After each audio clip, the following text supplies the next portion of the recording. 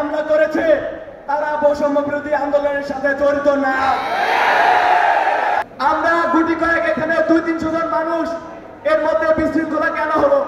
এই যে আমাদের মাধ্যমে আমাদের মধ্যে যে বিশৃঙ্খলা সৃষ্টি হলো, এটা কিন্তু এই যে আমাদের মধ্যে এই বুঝটুকু না থাকার কারণে। কিছু মানুষের ষড়যন্ত্র এবং যারা 5 তারিখ থেকে 9 তারিখে পিরোজপুরের রাজপথে ডাকাতি, রাহাজানি এবং ছিনতাইয়ে ব্যস্ত ছিল, যারা বিভিন্ন দলে পোস্টেড, তারাই আজকে এই আমাদের পিরোজপুরের শান্তিপ্রিয় সাধারণ শিক্ষার্থীদের ভেতরে এই তেজটা ঢুকিয়ে দিয়ে তারাই পরিকল্পিতভাবে 2 গ্রুপে বিভক্ত হয়ে গ্যাঞ্জাম করে আমাদেরকে লজ্জা দিতে চেয়েছে। যে কোনো মূল্যে আমাদের ঐক্যটা ধরে রাখতে হবে। আমাদের উপর নির্মম নির্যাতন, নিপীড়ন, হাজার হাজার মানুষকে গুমের একটা রাষ্ট্র উপহার দিয়েছে। আমরা আইন হাতে তুলে নিতে বাধ্য হয়েছি সেই সংবিধানকে পুড়ে ফেলতে। ঠিক ফুটবলে যখন পেনাল্টি পায় তখন কি সবাই যদি শর্ট করতে যায়, সবাই যদি শুট আউট করতে যায়, তাহলে কি গোলটা হবে? একজনের উপরে আপনার আস্থা রাখতে হবে। ঠিক সেই রকম আপনারা সবাই যদি এখন সামনে আসতে চান, আমরা সবাই যদি এখন এই সবে স্টেজে উঠতে চাইতাম, তাহলে কি এই মতবিনিময় সভাটা কি সফল করা যেত না? তাহলে আপনাদের মধ্যে অবশ্যই কাউকে না কাউকে সামনে থাকতে হবে, কাউকে না কাউকে পিছন থেকে সাপোর্ট দিতে হবে, কাউকে না কাউকে মাঝখানে থেকে স্লোগান দিতে হবে। এভাবেই আমাদের ঐক্যটা ধরে রাখতে হবে। এই যে আমাদের মাধ্যমে আমাদের মধ্যে যে বিশৃঙ্খলা সৃষ্টি হলো, এটা কিন্তু এই যে আমাদের মধ্যে এই বুঝটুকু না থাকার কারণে। তো আমি সকল সহযোদ্ধা ভাইদেরকে একটাই অনুরোধ করব, সেটা হচ্ছে ভাই, যে কোনো মূল্যে আমাদের ঐক্যটা ধরে রাখতে হবে। আমরা যদি এই ঐক্যটা ধরে রাখতে না পারি, তাহলে এই যে আবু সাঈদ এবং মুগ্ধ সহ যে হাজারো শহীদ জীবন দিয়ে গেলেন, তাদের এই জীবনের বিনিময়ে আমরা যে স্বাধীনতা আমরা অর্জন করেছি, এই স্বাধীনতা কিন্তু আমরা কোনোভাবেই ধরে রাখতে পারবো না। আসলে আমরা শুরুতেই লজ্জিত।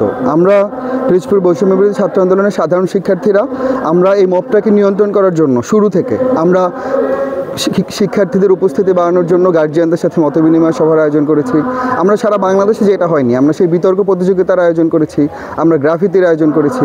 আমরা কিভাবে শিক্ষার্থীরা বইমুখী হবে সেই বিষয়ে সাংগঠনিক সিদ্ধান্ত নেওয়া এবং তাদের সাথে আলোচনা করে এরকমভাবে আমরা কার্যক্রম চালিয়ে যাচ্ছিলাম। কিন্তু আজকে গত কয়েকদিন ধরে 6000 mAh ব্যাটারির one and only power master NextG N73।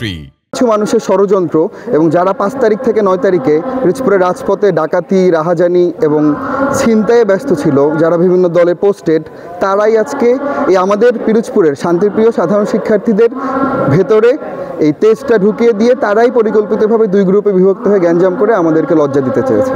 আমরা পিরোজপুরের বৈষম্য বিরোধী ছাত্র আন্দোলনের সাধারণ শিক্ষার্থীরা এর কারণে লজ্জিত। আপনাদের কাছে এভিডেন্স আছে, আপনাদের কাছে ভিডিও আছে। আমি আশা করব আপনারা এদেরকে এই যে ভিডিওগুলো জনসম্মুখে আনুন এবং এদের কাছে ধরিয়ে দিন যারা এই গ্যাঞ্জামের সাথে সম্পৃক্ত ছিল। আমরা বৈষম্য বিরোধী ছাত্র আন্দোলন পিরোজপুরের প্লাটুন সব থেকে শান্তিপ্রিয় ছিলাম। আমাদের তথাকথিত প্রিয় অভিভাবক যখন ছাত্র জনতার উপর নির্বিচারে গুলি চালিয়েছিল, তখন আপনারা সাধারণ ছাত্র জনতা এসে আমাদের পাশে দাঁড়িয়েছিলেন। যখন ঢাকা বিশ্ববিদ্যালয়ের ক্যাম্পাসে হলগুলোতে হামলা করে আমাদেরকে হল থেকে, ক্যাম্পাস থেকে তাড়িয়ে দিয়েছিল, তখন সারা বাংলাদেশের মানুষ আমাদের পাশে এসে দাঁড়িয়েছিল। আপনারা পিরোজপুরবাসীও আমাদেরকে সহযোগিতা করেছেন, আমাদের পাশে এসে রাজপথে দাঁড়িয়েছেন।